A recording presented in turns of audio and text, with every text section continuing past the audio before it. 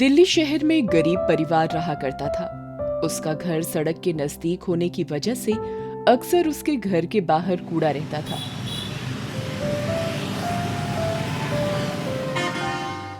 दिन ब दिन उस सड़क पर कूड़ा बढ़ता जा रहा था। एक दिन अचानक उस कूड़े से एक चुड़ैल निकलती है।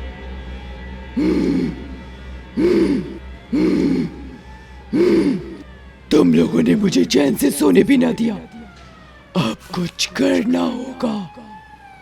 ऐसा कहते ही उसके मुंह पर एक केले का छिलका आकर गिरता है। ये एक गाड़ी वाले ने किया होता है जो अपने परिवार के साथ वहां से गुजर रहा होता है।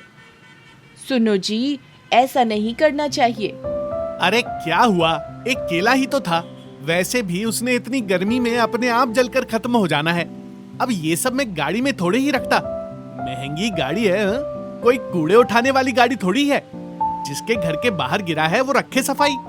अब जो गलत है सो गलत है, अब कौन समझाए आपको।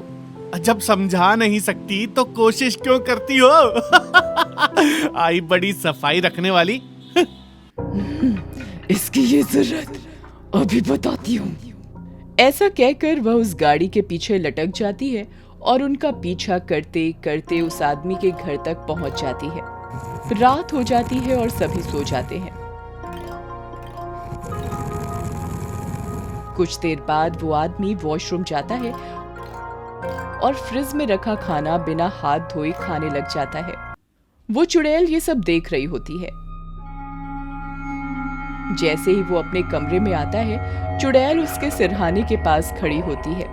ये देखकर आदमी जोर से चिल्लाता है, बचाओ, भूत भूत भूत।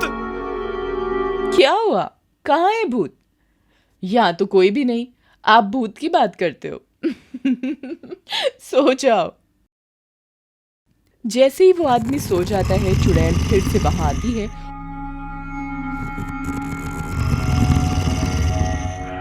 और अपनी जीभ से उस आदमी के हाथों पर अपना थूक लगा देती है। अगले दिन वो आदमी काम से बाहर जाता है तो देखता है उसकी गाड़ी पंचर खड़ी होती है।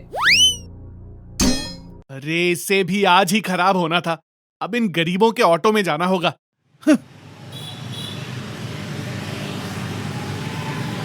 क्या हुआ साहब, आज नहाए नहीं क्या? बहुत बदबू आ रही है। तुम अपने काम से काम रखो, बदबू आ रही है। कभी खुद नहाए हो? वो गाड़ी वाला आदमी काफी कुछ बोलने लग जाता है।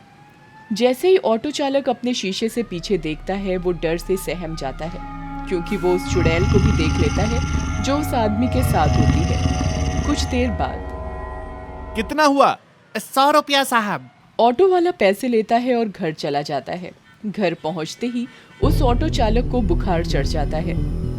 उसका बुखार देखकर उसकी पत्नी परेशान हो जाती है और उसको दवाई देकर आराम करने को कहती है, लेकिन उसका बुखार कम नहीं होता।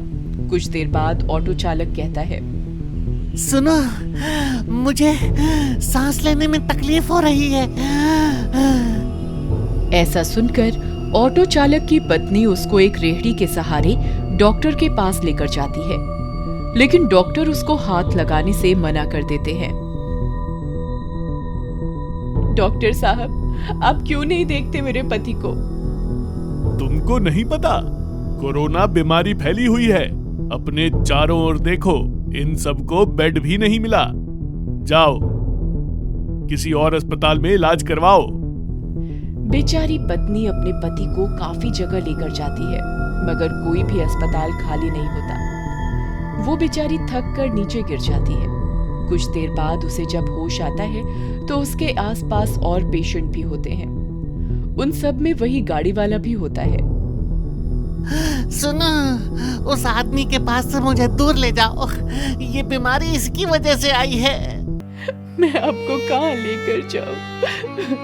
कोई भी हॉस्पिटल खाली नहीं है। अगर आपको कुछ हो गया तो आपके बिना कौन है हमारा? तभी अचानक ऑटो वाला उस चुड़ैल को देख लेता है, जो ठीक उसी गाड़ी वाले के साथ खड़ी होती है। ऑटो वाला एकदम डर जाता है और अपनी पत्नी से घर जाने को कहता है। उसकी बीवी ऑटो वाले के कहने पर उसको घर ले आती है और भगवान के आगे रोने लग जाती है। हे भगवान, ये कैसी बीमारी बना दी आपने? अगर आज मेरे पति को कुछ हो गया तो हम सड़क पर आ जाएंगे। भगवान कहाँ है आप? कुछ तो कीजिए, कुछ तो कीजिए। कुछ देर बाद वही चुड़ैल उस घर में आती है और कहती है, भगवान को दोष मत दो, ये सब तुम्हारा सबका किया हुआ है। अगर अपने आसपास सफाई नहीं रखोगे तो ऐसी ही बीमारियां बढ़ेंगी। खुले में शौच, कहीं भी थूकना, कहीं भी कचरा फेंक देना और बिना हाथ धोए कुछ भी खा लेना, ऐसी और भी बीमारियों को जन्म देंगे। मैं तो तुम्हारे घर के बाहर उस कूड़े के ढेर के नीचे सो रही थी, लेकिन इस गंदगी से मुझ जैसी चुड़ैल का रहना भी मुश्किल हो गया। तुम लोग तो इंसान हो, कम से कम तुम तो साफ रह सकते हो। आप बिल्कुल ठीक कह रही हैं। आज से मैं अपने आसपास साफ सफाई रखूंगी। मगर आपको नहीं लगता जितना मैं दोषी हूँ उतना ही ये गाड़ी वाले लोग भी हैं? ये सुनकर चुड़ैल ऑटो वाले के पति को ठीक कर देती है और अगले ही दिन वो दोनों अपने आसपास सफाई कर देते हैं और एक बोर्ड लगा देते हैं जिस पर लिखा होता है, कृपया यहाँ कचरा मत फेंकें। लेकिन ऑटो वाले की पत्नी ने जो कहा वो कहीं ना कहीं ठीक था, क्योंकि आज जो भी गंदगी फैली है उसमें अकेला गरीब नहीं, वो गाड़ी से चलने वाले लोग भी हैं जो अपनी गाड़ी के शीशे से कचरा बाहर फेंकते हैं। तो आप वादा कीजिए कि अपने आसपास कूड़ा ना रहने देंगे, ना ही यहाँ वहाँ कूड़ा फेंकेंगे।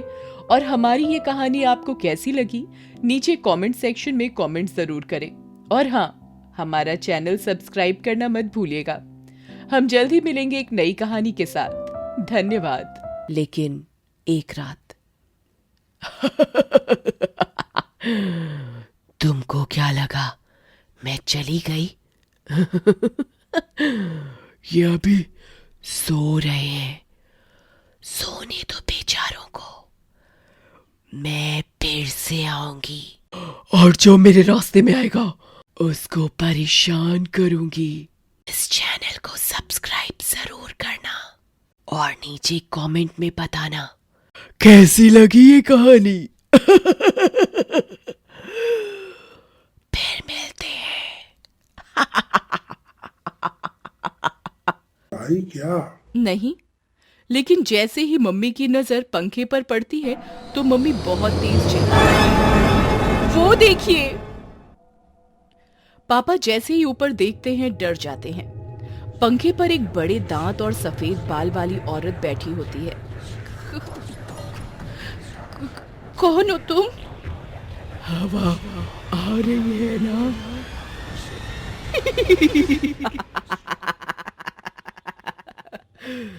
हवा आ रही है ना? और चुड़ैल गायब हो जाती है। मम्मी और पापा डर जाते हैं और मंदिर जाते हैं और सोहन को भी स्कूल से ले जाते हैं। मंदिर जाकर पंडित जी को सारी बात बताते हैं। चलिए मैं एक बार आपके घर देख कर आता हूँ। पंडित जी सोहन के घर आते हैं